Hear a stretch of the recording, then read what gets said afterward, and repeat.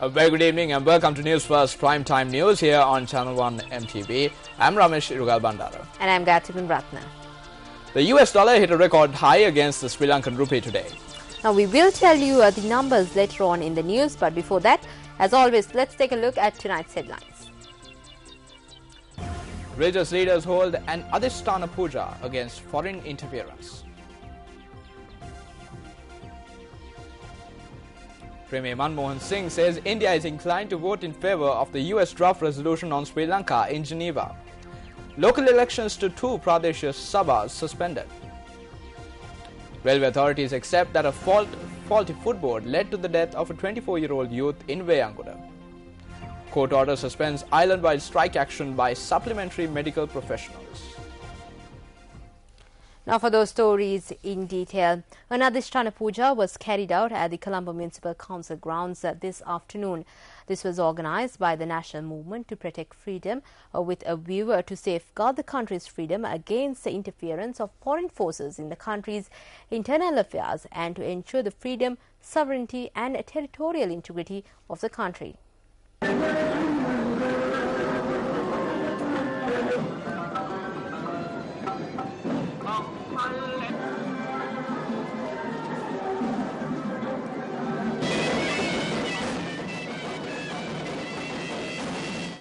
The Mahasangha and other religious leaders who gathered near the Lotus Pond Mahinda Rajapaksa Theatre in Colombo marched to the Colombo Municipal Council grounds.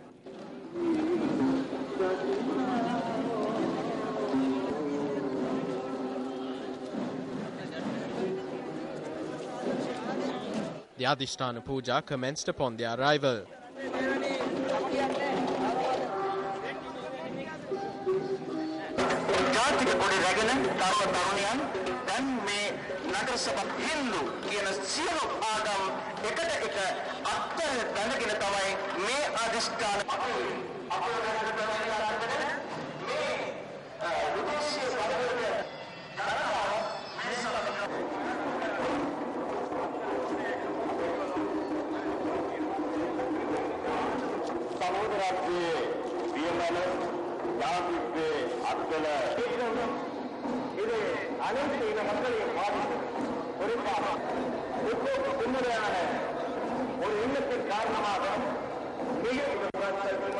The Adhisthana Puja was held to invoke blessings upon Sri Lanka to defeat the US draft resolution tabled against the country at the UN Human Rights Council sessions in Geneva.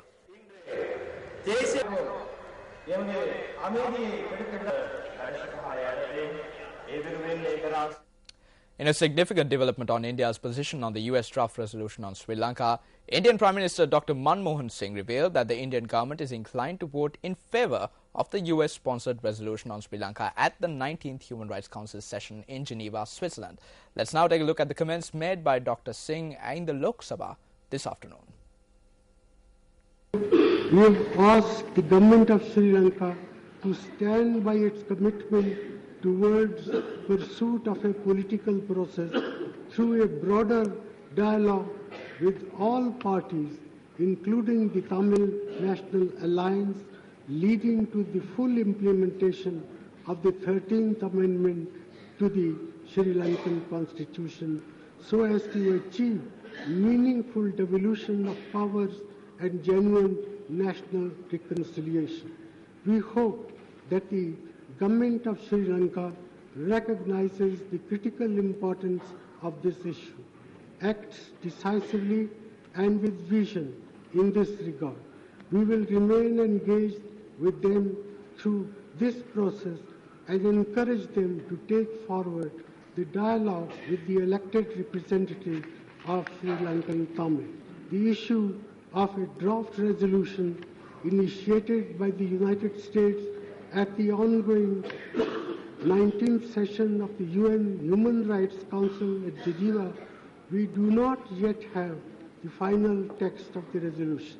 However, I may assure the House that we are inclined to vote in favor of a resolution that we hope will advance our objective, namely the achievement of a future for the Tamil community in Sri Lanka that is marked by equality, dignity, justice and self-respect.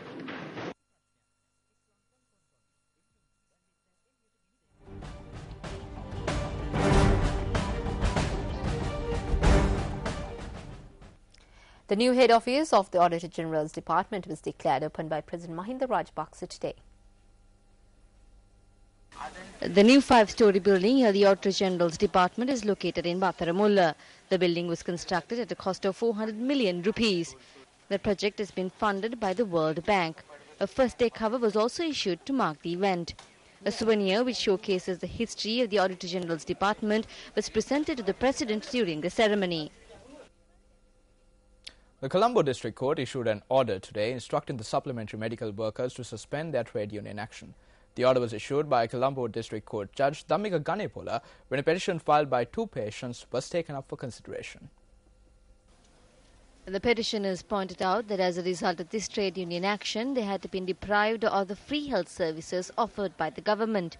Having considered the petition, the Colombo District Court issued an order calling on the 5 supplementary medical worker trade unions to suspend their strike action.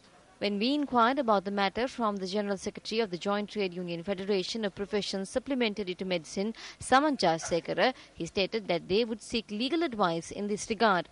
Meanwhile, issuing a communique, the All Ceylon Health Services Union stated that the government is attempting to exploit the situation instead of providing solutions to the issues faced by the supplementary medical workers.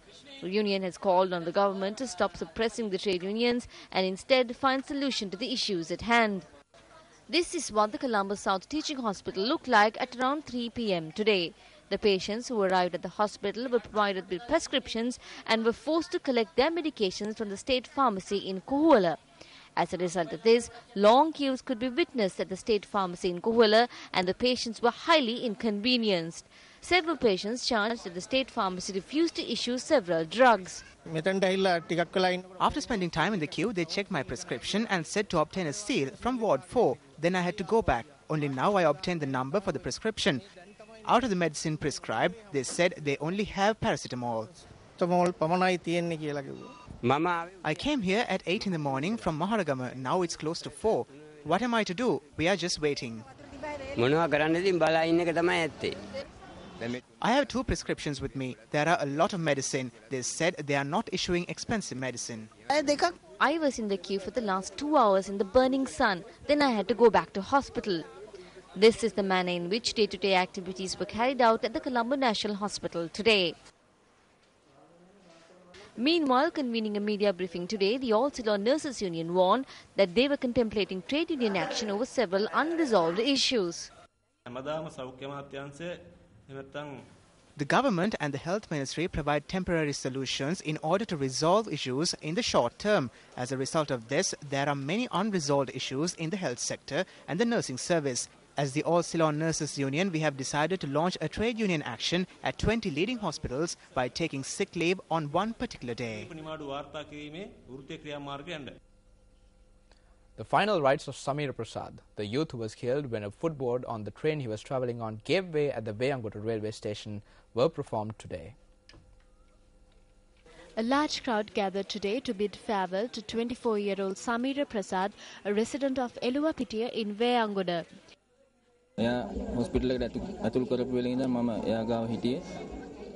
was beside him from the time he was brought to the hospital. He told me to stay close to him. When I was holding his hand and staying beside him, he asked for water 2 or 3 times. Then he told me that he neither jumped nor fell, but the footboard gave way and he fell. Then he told me to take care of his mother. He spoke to me for about 20 minutes. Then he stopped talking. The fate that befell Samiraprasad, the sole caretaker of his mother and sister, brought a tear to the eyes of all those who paid their respects to him.